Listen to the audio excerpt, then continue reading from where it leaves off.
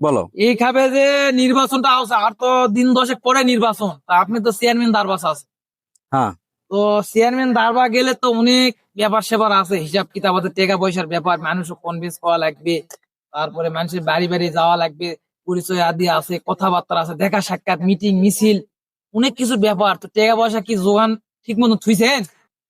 আরে তুই চিন্তা করিস কেন, এটা জব্বার চেয়ারম্যান, টাকা পয়সা তো চিন্তা করতে হবে না, তুই সবকিছু খেলি ভালো করে ব্যবস্থা করে নি। ব্যবস্থা তো আমি কর্মই, কিন্তু আপনি কিভাবে কি করবা ধরেন কিছু তো বলেন না এখন পর্যন্ত।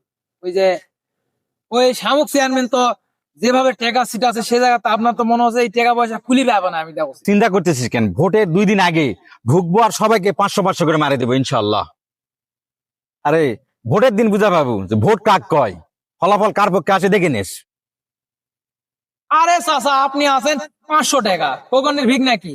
শামুক চেয়ারম্যান হাতে হাতে 1000 টাকা নোট দিবে বলে চিন্তা করছে, আপনি আছেন 500 টাকা, আপনার খাওয়া আছে 500 টাকা। আরে চিন্তার বিষয় তো, তুই এক কাজ কর, ওই বিলের যে ধারের জমিটা আছে না, হ্যাঁ। ওই জমিটা বেচে দে, দেওয়ার পর পার ভোটে 2000 টাকা করে লাগাবি, 2000 টাকা করে।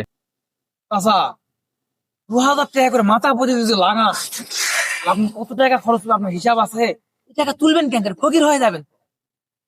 তুই এত মাথা মারিস না, টাকা কিভাবে তোলা লাগবে আমার জানা আছে, তুই ভালো ভালো করে আমার খালি চেয়ারম্যান হওয়ার ব্যবস্থা কর।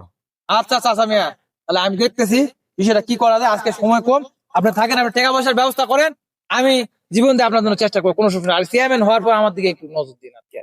ঠিক আছে।